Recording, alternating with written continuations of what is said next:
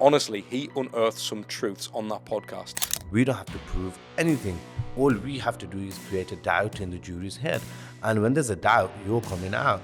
It was the murder of a young kid, got stabbed in the head with a screwdriver, and I came upon him in his last moments of life, and he asked me if he was going to be okay, and I said yes.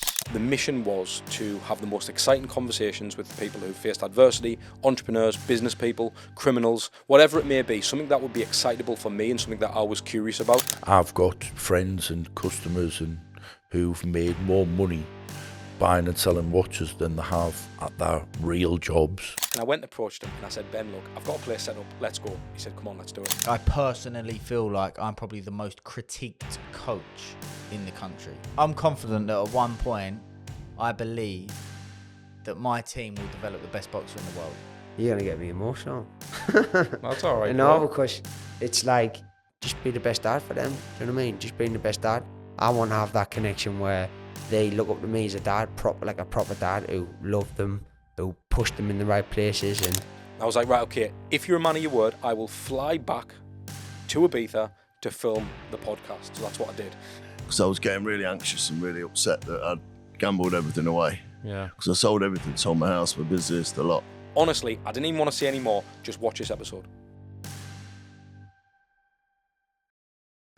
So when I first started the ContentCAST, I knew the mission was to have the most exciting conversations with the people who faced adversity, entrepreneurs, business people, criminals, whatever it may be, something that would be excitable for me and something that I was curious about, I wanted to bring to the viewers. So what I needed to do was understand that there'd be no barrier to making these conversations happen. So I was willing to travel far and wide in the UK, overseas, no matter where it was, because I was serious about starting a podcast and making sure I was bringing the best conversations that haven't been heard, in conversations that you will find enthralling, captivating and unbelievable. So the first podcast that I want to talk about was Wayne Lineker.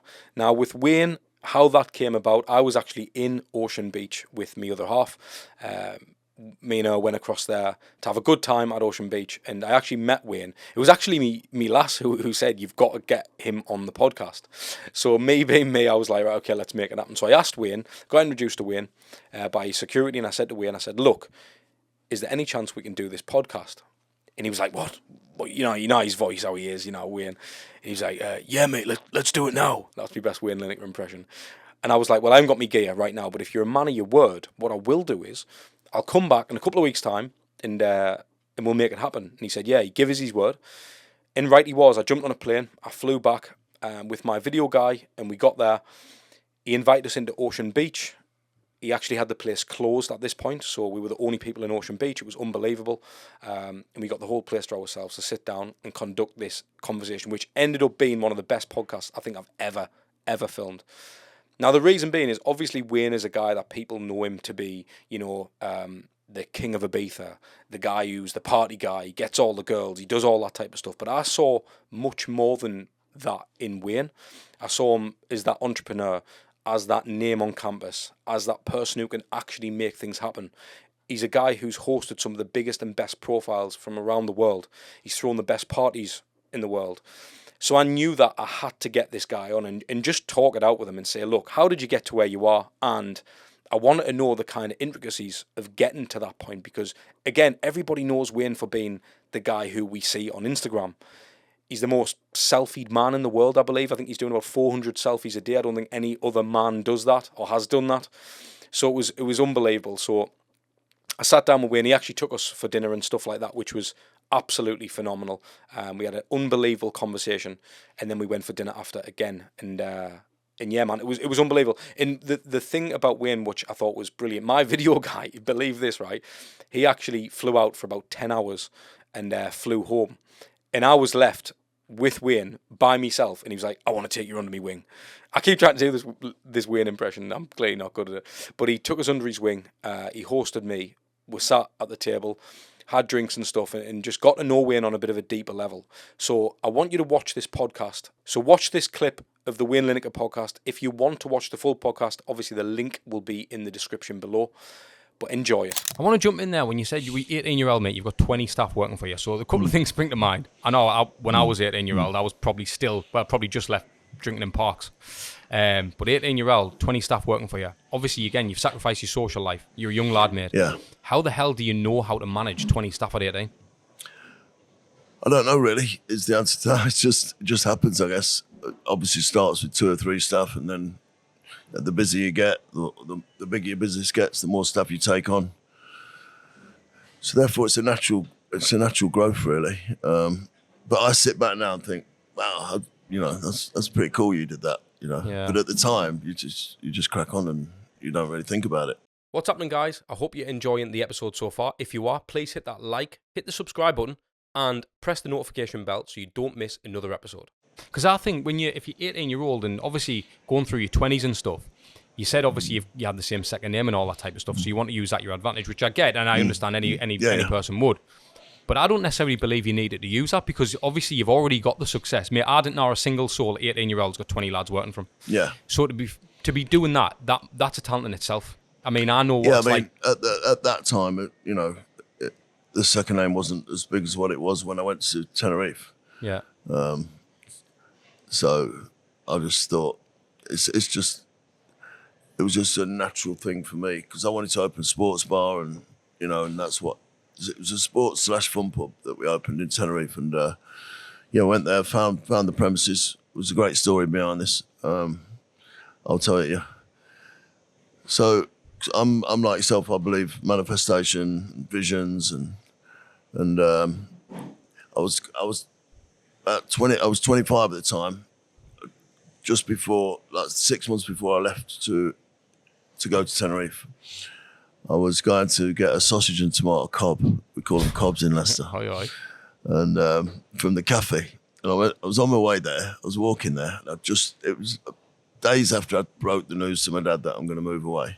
He was upset about it, but he understood me. And I walked to the cafe, and I just got stood in my tracks. This mad vision came into my head. I saw this little bar with 3 round windows like portholes. Yeah. And inside the bar, it was all black with all pictures of sports people on there and footballers. And I saw the back of the bar, I saw the tables, I saw the front doors. And it was the maddest thing. It was clear as daylight. I'm like, whoa, what was that? So anyway, that was it. I left my mind after a few weeks, and then a few months later, when I moved to Tenerife, I spent about 3 months looking for a place. I couldn't find one, and I phoned my dad up. I said, "Dad, I think I made a big mistake. I can't. I think I need to come back." And he's going, "No, son, stick it out." So I thought, okay, because I was getting really anxious and really upset that I'd gambled everything away. Yeah. Because I sold everything, sold my house, my business, the lot.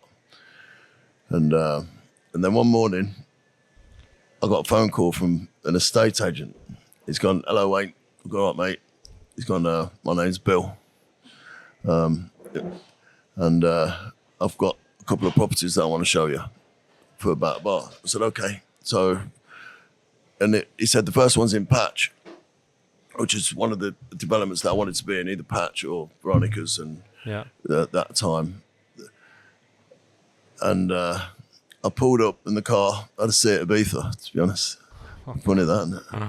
And I pulled up in my Seat Ibiza, and he was there waiting for me. And he went, I said, "Where is it?" He went, "There it is."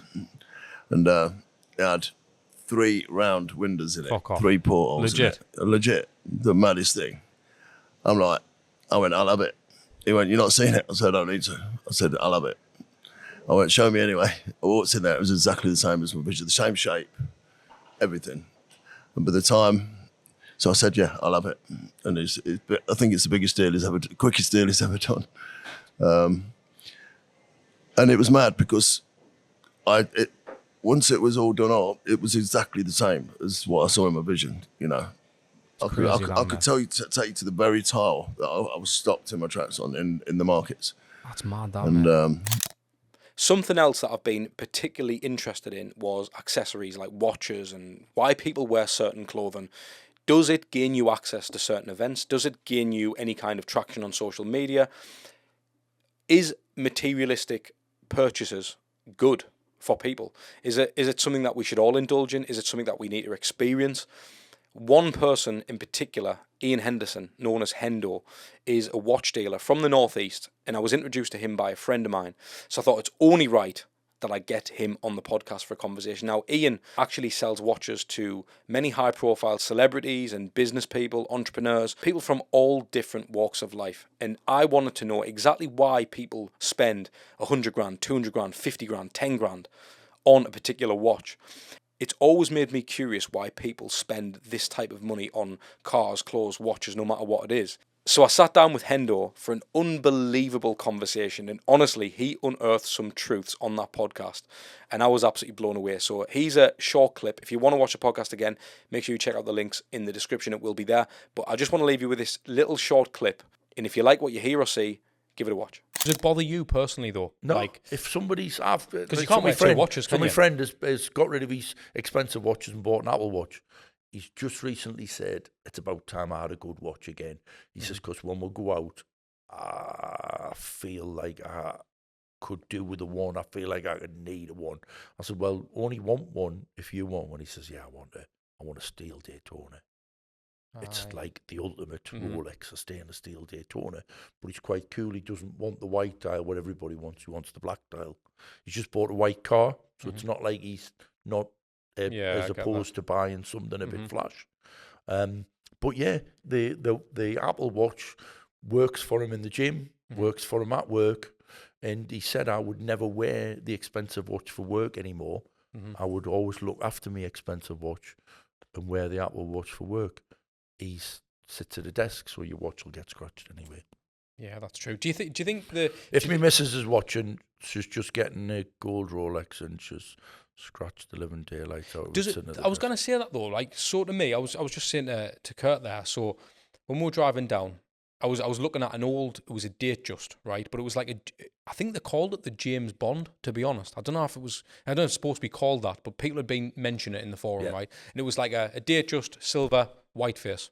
It was fucking lovely. It was like it was only 5.5 grand, 6 grand or something. It's old. It's old. And I'll get you one a bit cheaper. For me, mate, if I got a watch like that, I would not take it off my wrist. I wouldn't care how bashed it got in. Yeah. Obviously, I wouldn't want to like smash it. But well, I don't. My vintage watch collection, I leave them the way they are. I don't polish them. Yes, I service them. I've got one that doesn't work, which I haven't serviced. But I just think watches are meant to be worn. It's something that, and if it's got a little mark on it, you might have a little good story about battle scar, innit? Battle scar. Yeah. What type of people do you serve watches to? I know we've obviously talked about like everyone's different, and you don't really know. You obviously there's the salesman type and all the rest of it. Have you served to many celebrities in that yourself? I have. Got any stories about that? Over the years, I've got some good celebrity customers that have become friends. But I find talking about it, and especially on camera, could bite you in the bum. So I'll just leave me celebrity. No, that's understandable. I'll leave my celebrity clients to their own. But I have had some good ones. I've had some good nights out with some very interesting characters. Because if I'm supplying a footballer with a watch, I'd like some tickets for a game. That's fair if enough. I'm supplying a boxer with it comes with the territory, doesn't it? I'd like some tickets for some boxing. Comes with it. What's the most expensive watch you've ever sold? Up until recently, the most expensive watch I ever sold, and then one of the nicest watch I ever sold, was £57,000, and everybody thought I was insane for buying the watch and then trying to sell it. That watch today is worth about £157,000, but of late I've sold some expensive, quite a few watches over 100 grand. Do you think when someone's buying their first watch, do you think they should be looking for something that could potentially appreciate? If you're buying your first watch, buy something. You've just said you've seen this lovely stainless steel. I just kind of think of a better watch to buy.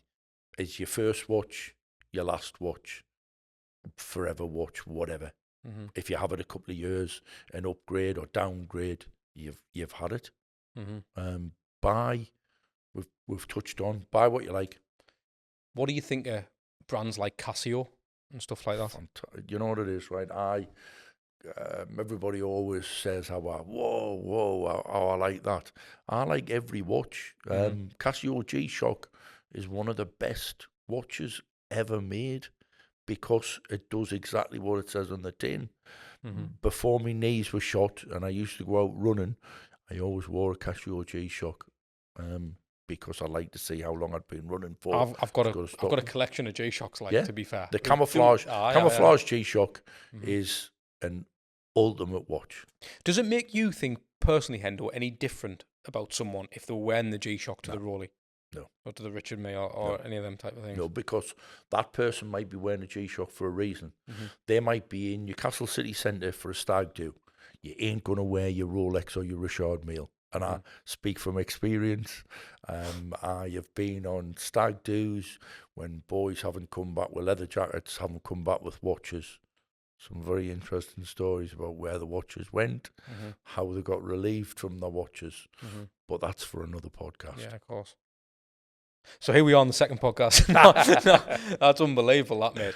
With, everything you've done, what do you think is the most... You've got us smiling. So if I told you about a story about a friend of mine on a stag do that woke up with a young lady that wasn't his wife, and when the young lady that wasn't his wife left, she left with his Rolex that was on the bedside table. I bet you that's kind of common.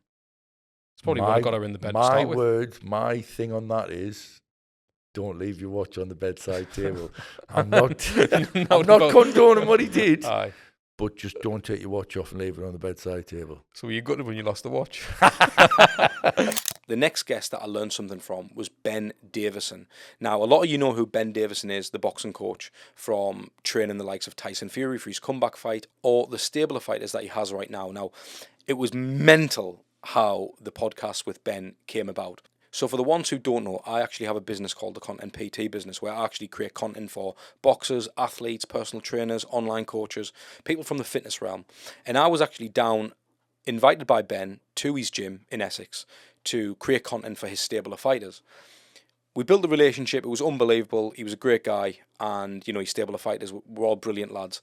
And I created content for a few of his fighters. And anyway, nothing really materialised from that. We just did the work, came back, got paid for the work, was unbelievable. And we kind of stayed in touch, via text and WhatsApp and all that good stuff. So Ben was actually up in the northeast for one of his fighters who was fighting in Newcastle. And I was around and I was following his journey and I knew he was there. I actually texted Ben and I said, look, while you're in the northeast, do you want to come on the podcast? He said, yeah, mate, we'll get it done. I was like, mate, I was over when he said that to me, because you've got to remember, I'm just a lad trying to start a podcast and trying to make it big. So we're talking very early on. I think Ben was like me 7th or 8th guest at this point.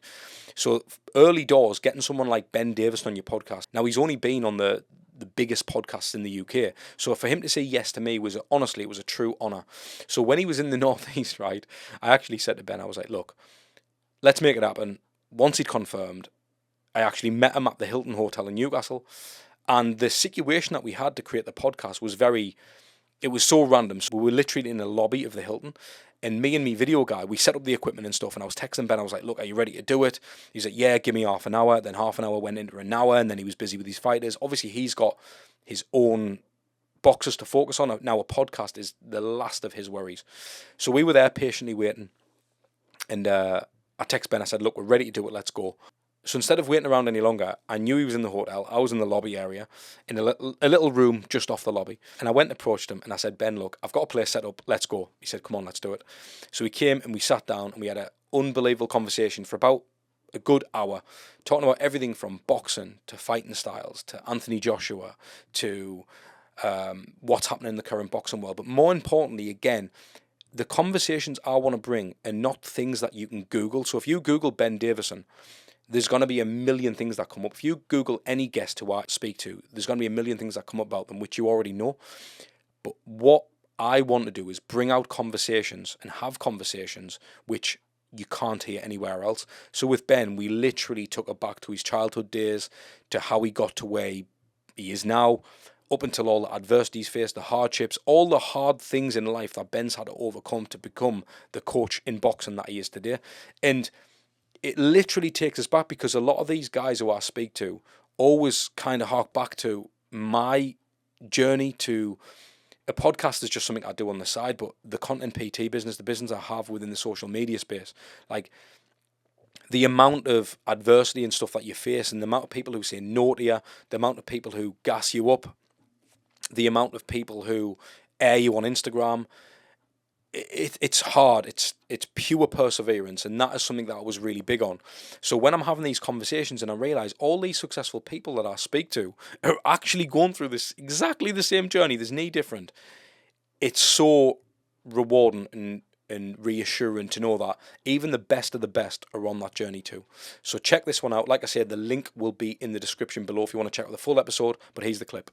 A lot of people who knew me when I was younger are like, he's doing his own thing, like, fuck him type of thing, almost like, well, he's doing his thing, we'll just do ours. And it's not that.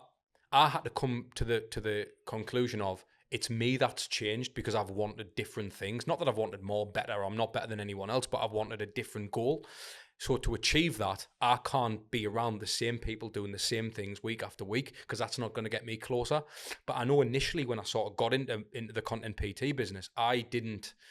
I felt a lot of friction, a lot of resistance from my friends. I felt a lot of that. So it was almost like, shit, am I going to have to cut them all out here, or is this okay? But then I came to the realization that no, as it's you that's changed. You need to just get on board with that, because it is different for normal people. Has that happened to you? Did you experience that? Yeah, did friends drop off along the way for sure? But I think you have to look at so you're saying now, I've realised, I've changed. Have you changed for the better? So in that case, if you have changed for the better and people are going to drop off, they're not the right people for you to be around. They might have been the right people, not to say I had bad people around me. They might have been the right people at that moment in time, but for the path that you're looking to then go on, unfortunately, these guys are not on this journey with me, that. Of course. So, sometimes in life, people play a role, and it's hard for people to realise that they played a role in a certain period. Yeah. Not everybody is for life. Yeah, that's what you were saying, wasn't it, about being at that time? They played a role in your life at that moment in time. Now, I actually got into a relationship, and my partner at the time, my girlfriend at the time, I would say that she took a lot of characteristics from me. And she would work every hour under the sun, and we worked at the same place, and we just worked all the time. We was with each other all the time, so it wasn't a problem because we was around each other all the time. Yeah. But we just worked every hour under the sun. And along that period, I lost friends. And I was aware of that. It's not a nice thing to have to accept. But I probably, if I'm being honest, what I was going to say here is I was about to say something that I knew that had to happen. It wasn't, if I'm being honest. I was about to say that, but it's probably not the truth. The truth is I'm probably too busy to actually take on board. Actually, do you know what is? I haven't spoke to him for a while, and I haven't spoke to him for a while, and I haven't spoke to him for a while. So when the time came of, fucking hell, I haven't spoke to him for quite a while. Let me send him a message, and then it just didn't really, the relationship didn't really feel the same, and it just didn't go anywhere. It was like, well, have you spoke to him for a little while? Do you know what? I haven't actually spoke to him for a little while. And then other friends, it's like, you get in contact, it's like, never stop speaking. It's like, I spoke to him yesterday, even though I might not have spoke to him for however long. And I've still got friends like that I was friends with from young. Funny enough, that exact scenario has actually happened to me recently. So recently I've had a baby, and I've just been busy, and been a busy period with fights. And I messaged one of my friends that I hadn't spoke to for a little while. And the reply was almost like, we hadn't stopped speaking at any point. Yeah. And when people ask me about friends, he's probably the friend that I mentioned straight away. Like, he's like, probably one of my closest mates that, that relationship just never changes. And I think he understands the way that I am. And I think you have to be a little bit selfish when in your mind, you're wanting to run the best content company in the world. In your mind, you're wanting to have the best podcast in the world. You're going to be fixated on that, and you're going to be obsessed. If you wasn't, you're never going to have the best. Exactly.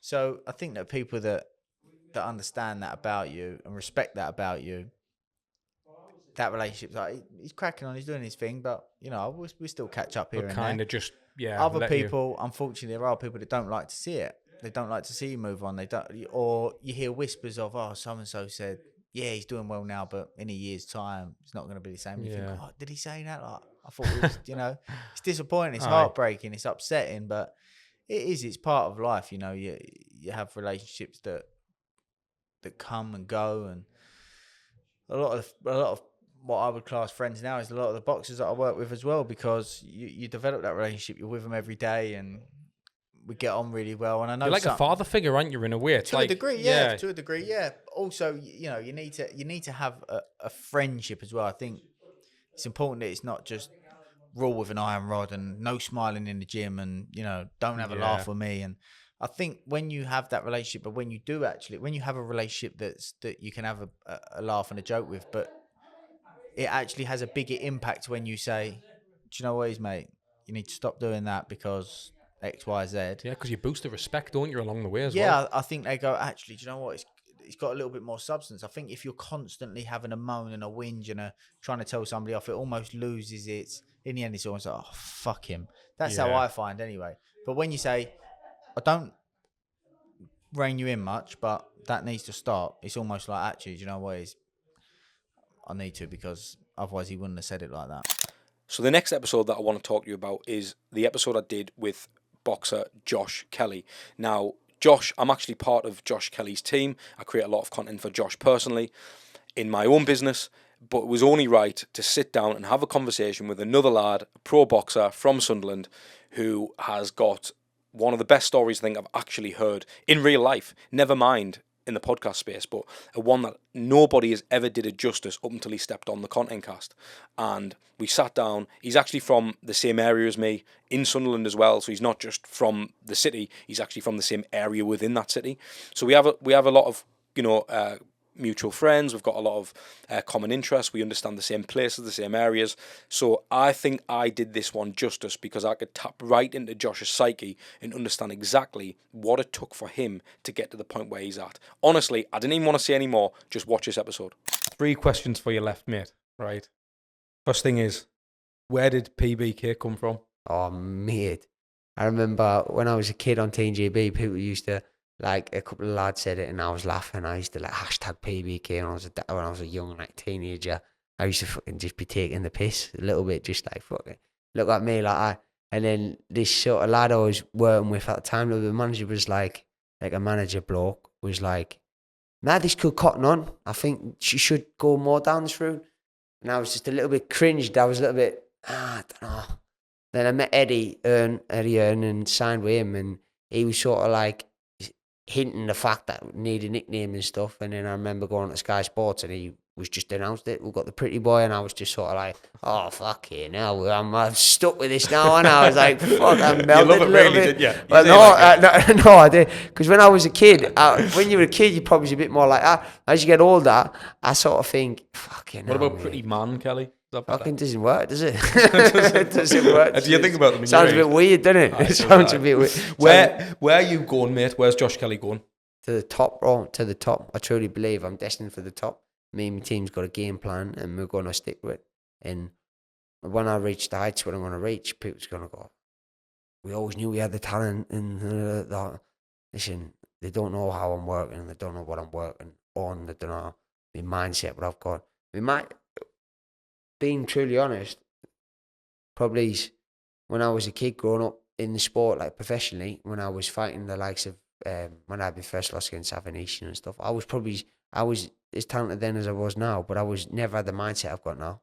And I would probably never ever was going to win a world title. I'd never get to that height I'm going to reach now in my career because I didn't have the mindset.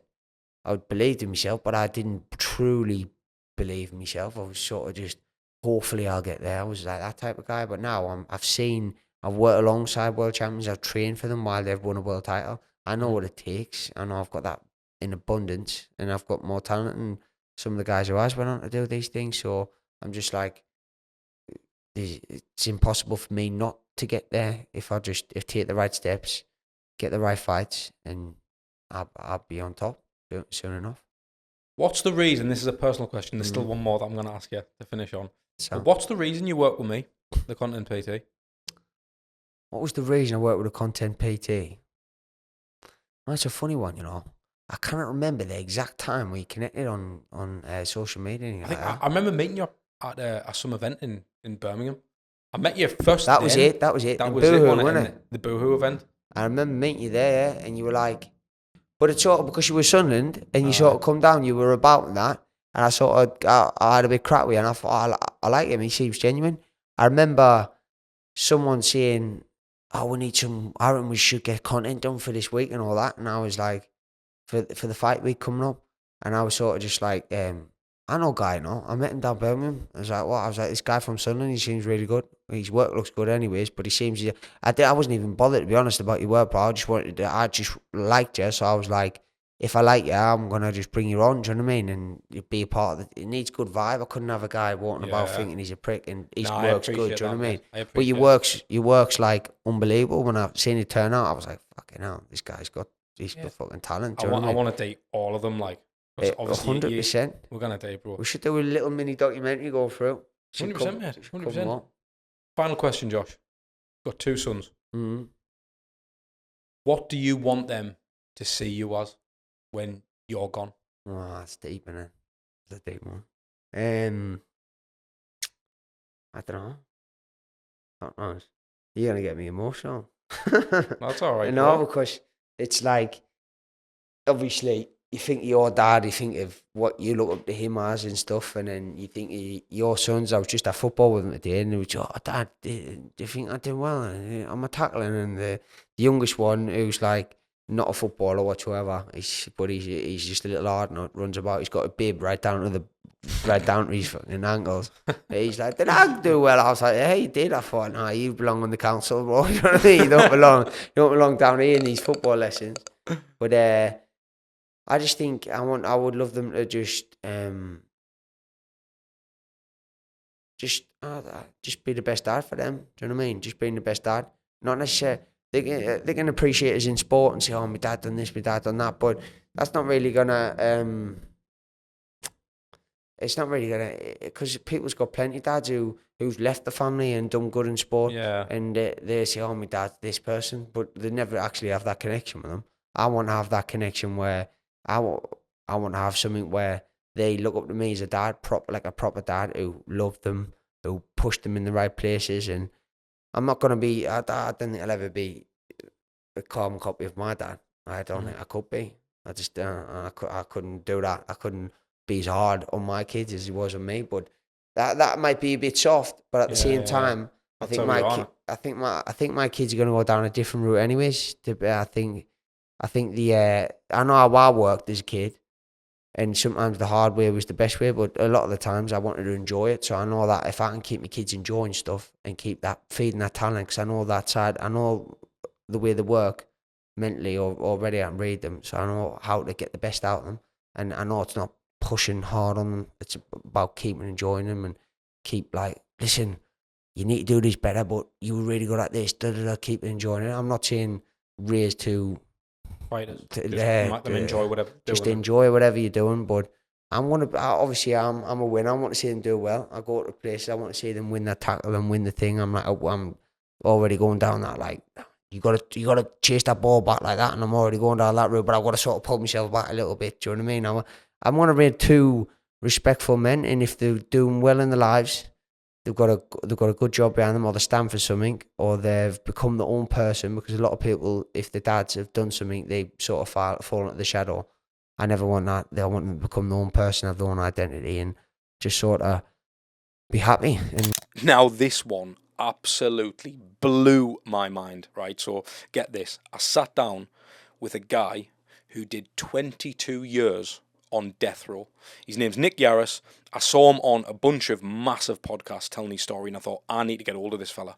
Not only do I want to create a podcast with a guy who'd served 22 years on death row, but I actually just wanted to meet him. I'm genuinely curious as to how people have the mental capacity to deal with scenarios like that. Now, my worst nightmare would be go to prison for a day. Never mind a guy who's literally living next door to the biggest beasts on planet Earth. Now, this guy was going to get executed in an electric chair, and he did 22 years on death row in the United States for a crime that he didn't commit. And he was finally exonerated from that crime. So I thought, while he's telling that story, while he's on the podcast, I'm going to reach out and see if I can make it happen. So genuinely, I just sent him a Instagram DM and I said, look, Nick, I've seen your story, very inspiring. I would love to get you on the show.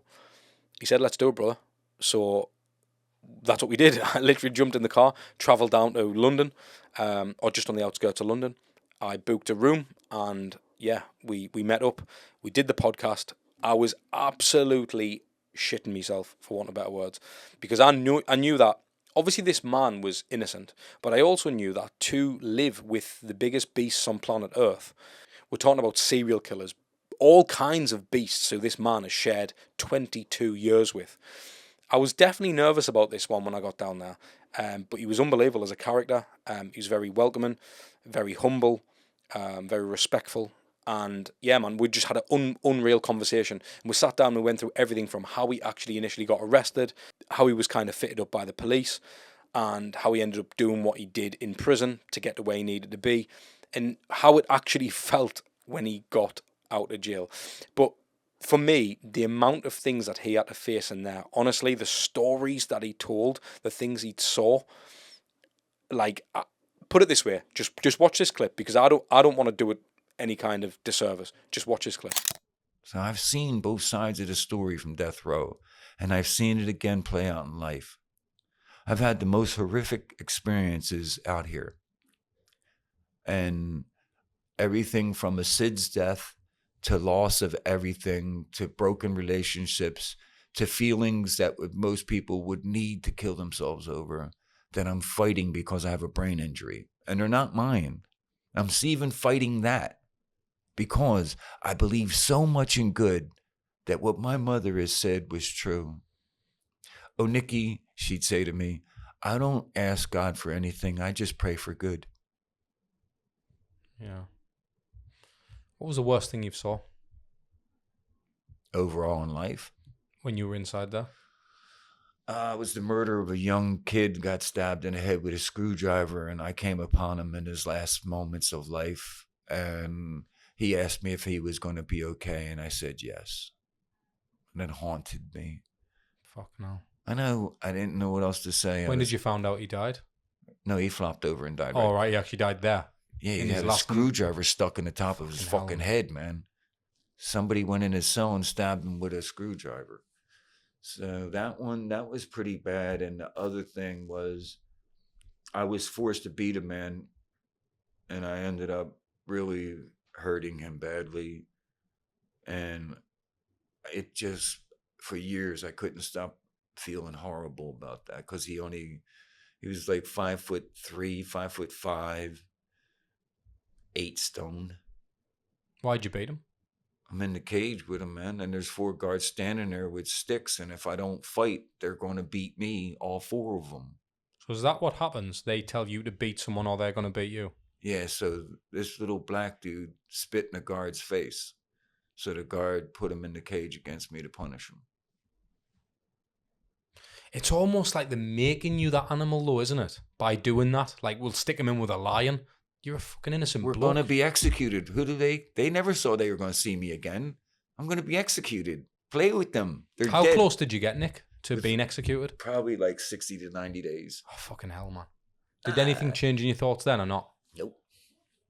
All I wanted to do was find meaning. Why would you send me on this journey, God? What am I supposed to find? Who am I supposed to meet? That's the way I do it. Did you think about the chair? Did that ever go through your head? How it's going to happen and how you're going to feel? And Only to the point that I needed to get my shit together to have my speech ready. Okay. Look, they won. I ruined my appeals. They confirmed my appeals. This was before DNA. They used to come to my cell and bring me out every month and ask me to give up my appeals and admit that I killed Mrs. Craig, and then finally fill out this stupid ass form of telling them what to do with my body. And I refused to tell them every month what to do with my body. That was what I went through. Fucking hell. Do you ever get to meet the person who would have done it? No, No, is that just someone? random. I wasn't worried about all that. Look, I would rather take control and steer directly into the curve than fight against and resist what I know is coming. So I just flung myself into living. And when I was so sick with hepatitis C, I thought I was dying, I asked to be executed. And it got me my freedom because, once again, God's been guiding my whole journey. It isn't until I fully surrendered that God saved my life and gave me the DNA results that set me free. So the next clip you're about to watch comes from a podcast I did with Marcus Redwood. Now, one thing that his podcast did teach us was to definitely not judge a book by its cover. Because when I met Marcus, he's an ex-doorman, big hard man, tough nut, built like a brick shit house. You know the type of person I'm talking about. He walked in that room and even the cameraman was shitting himself. And I just didn't expect it. I sat down, I had a conversation with him, and what a storyteller he is. Like, the kind of life he's had, the fact that he's been shot at, he went to the Craze funeral, kind of security. You know, he's literally lived. You know when you think of a gangster or a doorman, now I'm not saying he was a gangster, but Marcus is the guy. So honestly, like, if you want an interesting story, you want someone who's literally went through the ranks of security, built his own firm, became wealthy, and hung with some of the most notorious men on the planet, then check this one out. When were you introduced to your first, where you're like, shit, this is fucking dangerous what I do? I understand I'm paying off and I'm making this empire, but was there a particular moment where, I know you're getting in fights and you're screwing doors, that's what you're doing, but when did you think, shit, like, people are pulling weapons out now, and this could go. I mean, you're getting in fights. I lost a couple of mates who was one was stabbed to death. Yeah, I had a few things like that.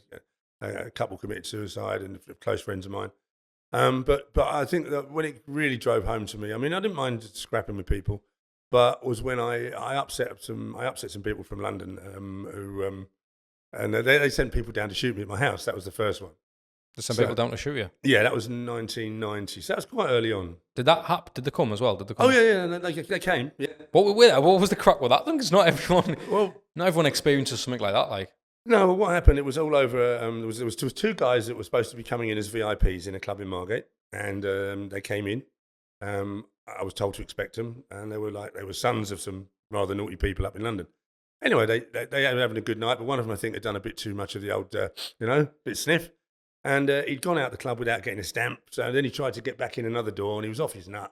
So one of the doormen's obviously gone, excuse me, mate, you got to pay. And of course, he's arguing with the doorman.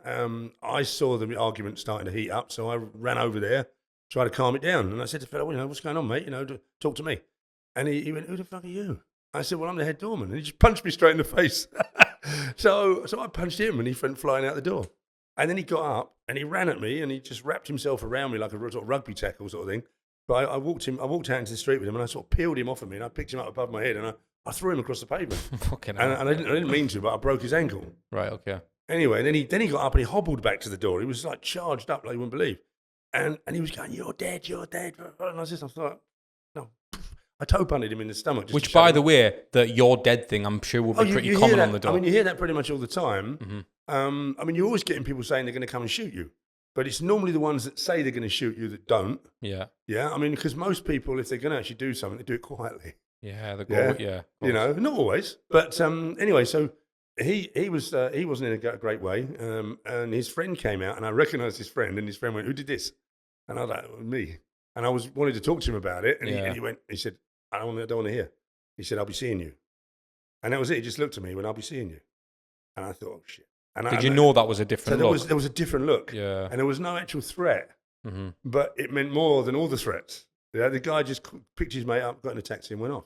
And I knew. I got a phone call the next day from dear old Frank Thorley, who's not with us now, the owner of the place. And he said, what have you done? It's been one of my friend's sons. I said, yeah, but he started it. I didn't initiate it. And he kept going for it. He hit me first. He came back and another go. Shit, so I didn't mean to break his ankle. Anyway, but a few months went by, and he said, "Oh, it's okay. I've talked them down. They're not going to do anything. You're fine." And it happened sort of sometime in the summer, end of the summer. But it was actually bonfire night. It was November the 1st, right? And so all the fireworks are going off in the neighbourhood and the bangers and the crackers and all that shit. And I'd actually taken the night off work to take my girlfriend out. So she was getting ready in the house, and I normally would leave my house at like 9:15 to go to work. These guys must have known my routine, because when I walked out of my house earlier than expected, like an hour before, they were walking down the road outside my house, and they stopped, and they didn't know what to do with themselves, and they sort of looked at me and they whispered something to each other, and it was just weird, because I live on a main road, so if you're walking down the main road, you don't stop. Yeah, you of course keep walking. you don't. Yeah, exactly. So to me, it was like it was obvious. It was wrong. Something wasn't right. And then I saw this guy's arm drop down. I saw the silhouette of a gun. Fucking hell. And then I thought, shit. So I jumped in my car and reversed off my driveway. And he ran across the road with the gun up, started firing at me. So and I just chucked it in first and shot off and ducked down. It blew all the holes in the back of the car and blew the back tyres out. So I went to the shop, because I was actually on my way to get a packet of cigarettes and a bottle of wine. So I carried on to the shop, and I got that, but I went running the shop, went, phone the police, and I said, I've been shot at. And the guy's like, what? I said, I've been shot at, phone the police. And then I thought, shit, my girlfriend's in the house. So I turned the car around with flat tyres, and I drove back with flat tyres. Fuck. And when I got there, one of my neighbours was out busy picking up 9mm shell casings in the road. Mate, man, like, did you think about sacking the job off at that point? Because you were like, I've had threats before, but this was legit now. No, I didn't. I mean, I was never a person to run away from it anyway. And it wouldn't matter if I did sack the job. If I'd upset someone, they were still pissed off with me. Did you want to get them back?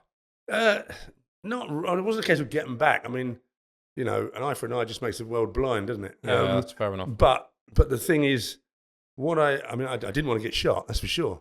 So anyway, at the time, I was knocking around with a few people who knew people in London, and anyway, someone Dave Courtney actually put a word in for me, who knew them, and he apparently knew the family, but I still didn't believe it. Anyway, for the next 3 months, I carried a loaded piece with me everywhere. I was going to ask you, did you protect yourself? So is that what you did? You used to carry a gun? I went and bought a gun.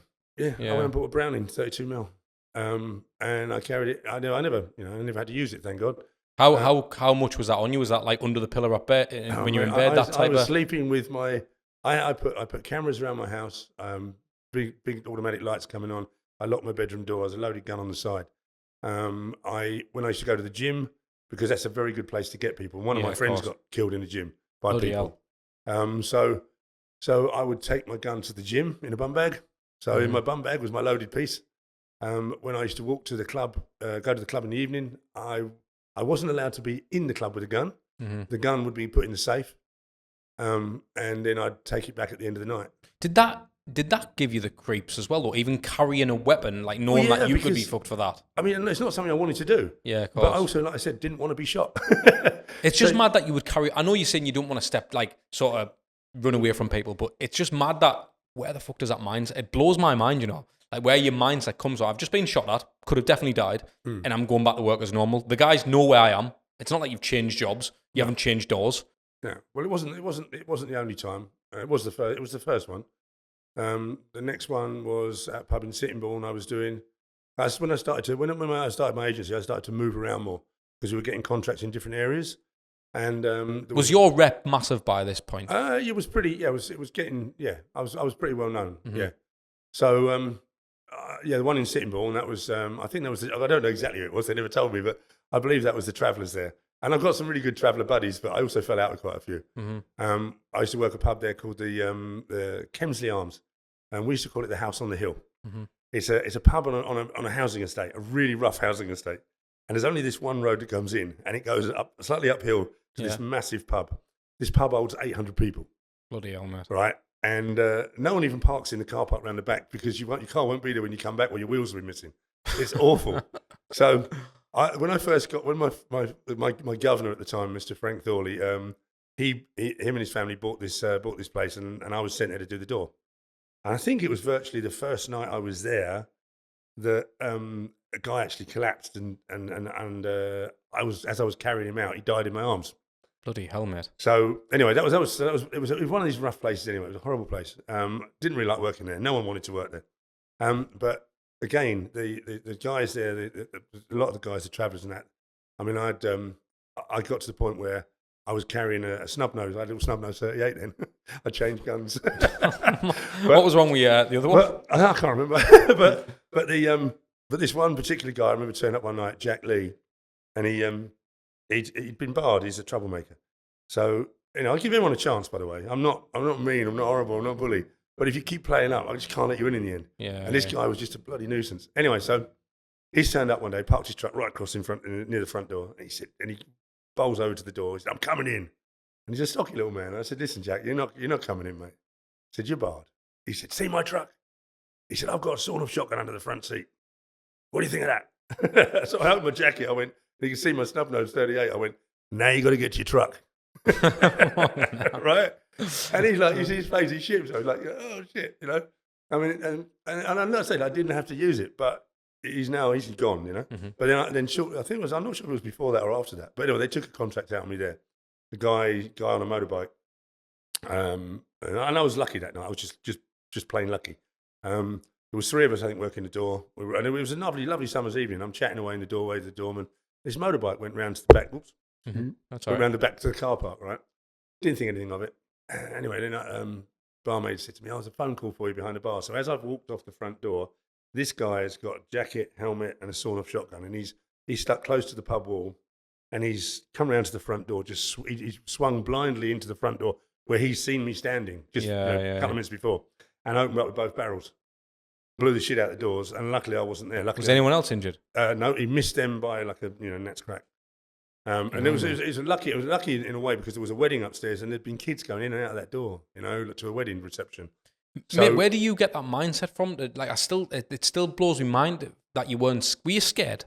I know you slept with a gun, all the rest of it, but you can't. I suppose you'd be stupid to say you're not scared.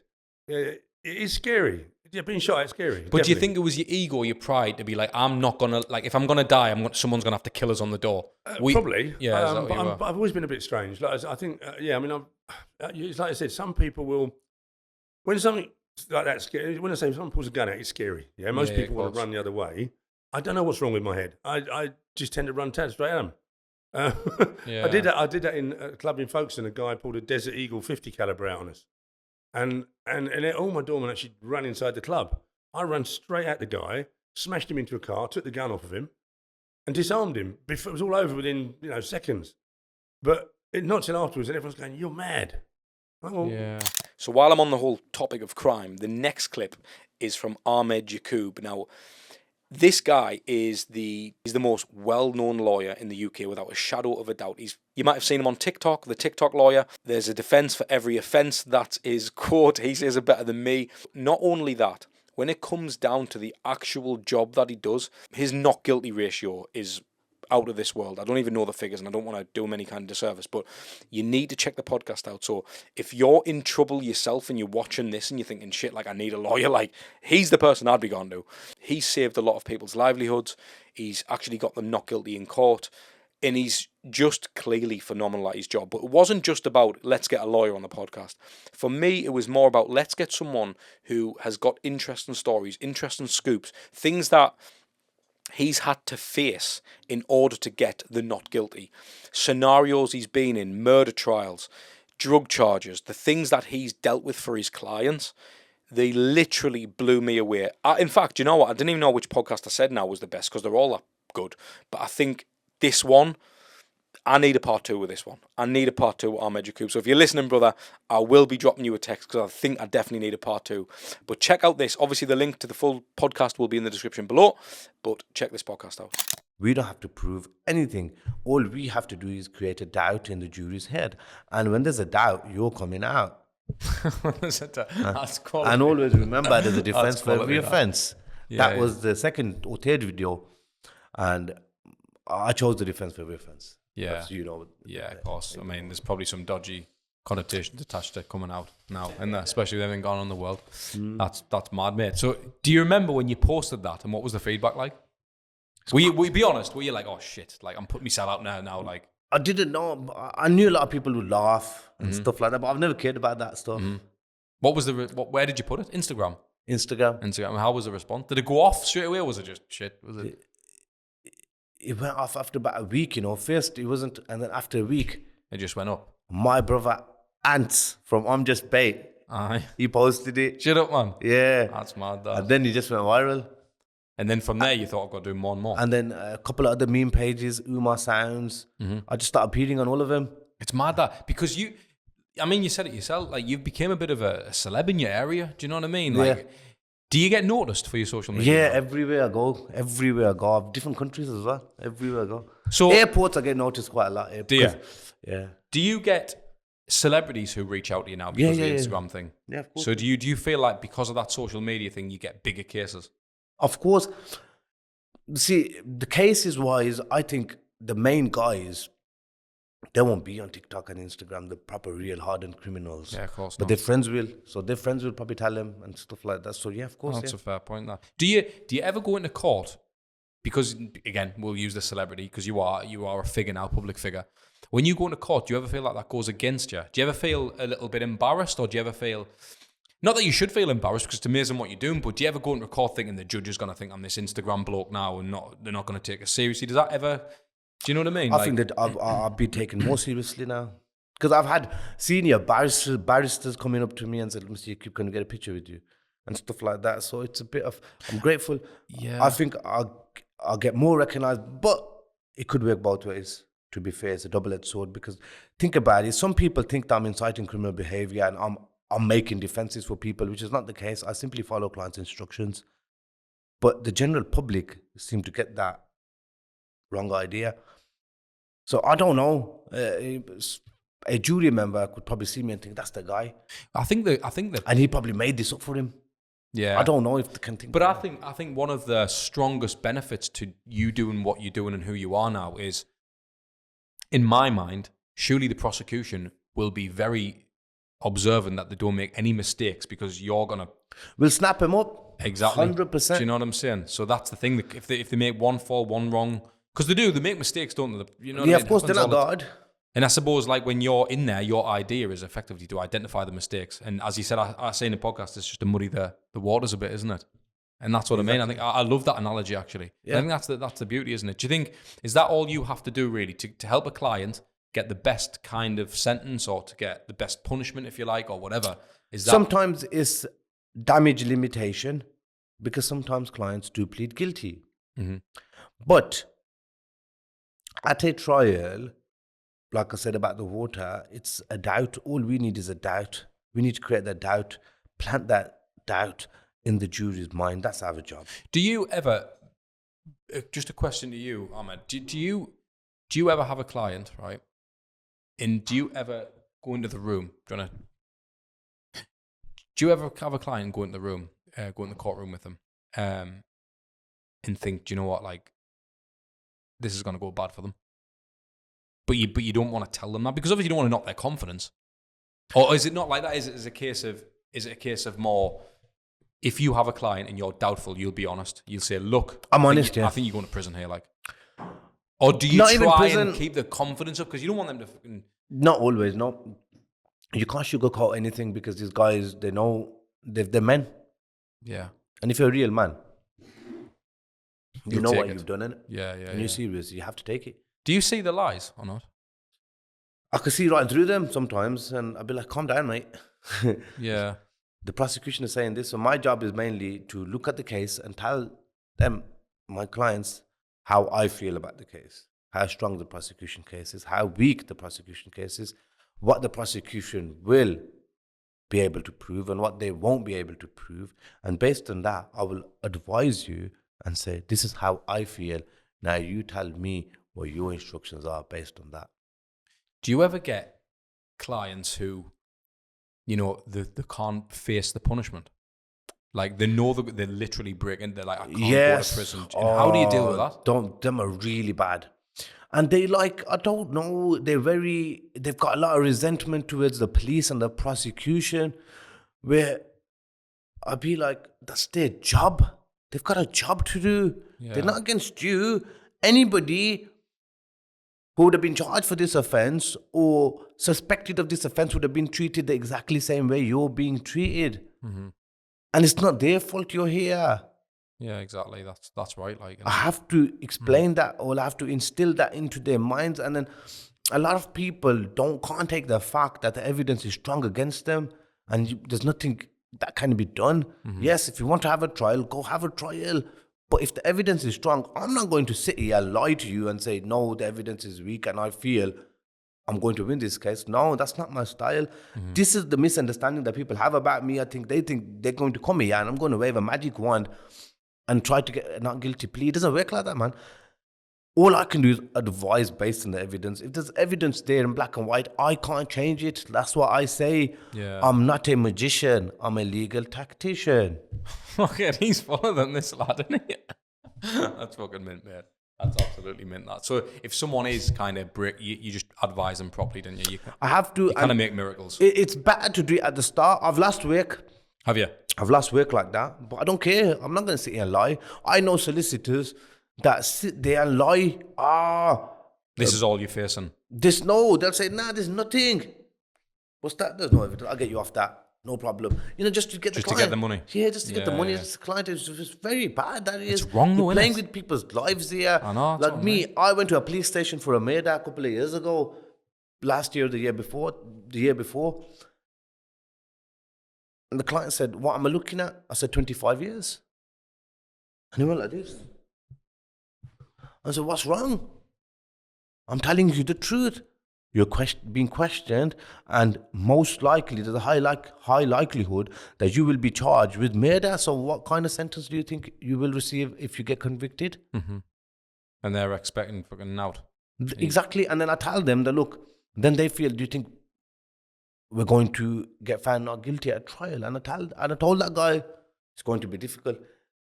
That same guy, he wanted to transfer away from me, and then he changed his mind. He said, I'll stick with you. He got off the murder. Fucking hell. Got off the murder, not guilty. But I couldn't give him a guarantee. I felt that that case was strong for the prosecution. Mm-hmm. He got off the murder. He pleaded guilty to a manslaughter. He got 8 years. And if he went with someone else, you just don't know, do you? That's the You don't thing. know. That's the thing. So that is a wrap for 2023 on the podcast. And I just wanted to share some of the insights and some of the things I've learned from doing this podcast. Now, if you're someone who's just literally watching this for the entertainment, honestly, I thank you so much for everything, all the support, all the comments. Just it's absolutely phenomenal, because the work that goes into this, let us tell you, we've travelled about 5,000 miles. We've travelled overseas. We've took aeroplanes. We've took trains. We've missed trains. We've countless amount of money that's gone into fuel up and down the country, equipment, things that you don't see. And as you know, the podcast doesn't pay us. So it's just pure effort on my end. And when I set this up, for me, it was about producing something that I believe hasn't been done properly before. Don't get me wrong, there's been guys who've put out amazing podcasts that I can only ever dream of. But the types of conversations that I'm trying to have with the guests and trying to bring together for you guys is not just valuable, but something that you haven't seen before on other podcasts. So I hope I've done it justice, and I hope I continue to do so, because that is definitely the aim. And when it comes to everything I've ever learned on a podcast, I mean, we've only did 50. This is be the 50th episode on the podcast, and we've did this within a year. My goal when I started was to do 100 podcasts, and I've said to everybody around us, that's what I want to do. I want to do 100 podcasts. I've got the bug now. I've got the bug 100%. Obviously, you've seen the vlogs, you've seen the little bits and bobs that I've did in between the podcasts, what goes on behind the scenes. I just want to say thank you to every single person, guests and all, who've been on and made this podcast happen, because, again, it wouldn't be a thing. And I hope that from the clips that I've shared with you, don't get me wrong, it wasn't all of them, because I didn't want to bore you with too many clips, but you can literally scroll up and down the podcast and see for yourself every single episode we've ever did, and I hope you take something away. If you do and you've enjoyed anything, even a single thing, just drop us a comment just to tell us what you've learned from the podcast, what was your best episode, where the values came from, who would you like to see more of, if you think I should be doing a part 2 with anyone, or what guests that I should get. One thing I've been unbelievable at in the last 14 years is networking. My networking ability, and I am going to boast about it, because I'm really good at networking, and being able to contact people and get people onto the show is something that don't get me wrong, you graft for, but it's something that I love to do. I absolutely love the game. I love the game of networking. I love the graft. So if there's someone that you want to say in the podcast, I will do my everything to make it happen for you. I'm not just like, comment below who you want to say on the podcast and I'll get them on. No, I will make sure this happens. So let's see who you all point to. I hope you've enjoyed it. I hope you have an unbelievable new year. and I hope you go into this new year, 2024, with the right mindset. It's the mindset that I'm going to carry in to 2024. I'm hungrier. I want it more. The business is growing. The podcast's growing. Everything's going unbelievable. And also, the TikToks and the Instagram reels and everything, we're in millions and millions of views now. So this is not something we just getting, there's not much attention on the podcast. Although that we're only sitting at 1,500 subscribers as of today. We hit 1,500 today. Everything that encompasses doing this podcast makes my personal growth just go through the roof. It really does. It makes it easier for me to have the job that I do. It makes me easier to network. It makes me easier to actually create this body of work that I'm putting out for you. And I'm absolutely gone on now. So I'm going to leave that with you. I hope you enjoyed. Peace.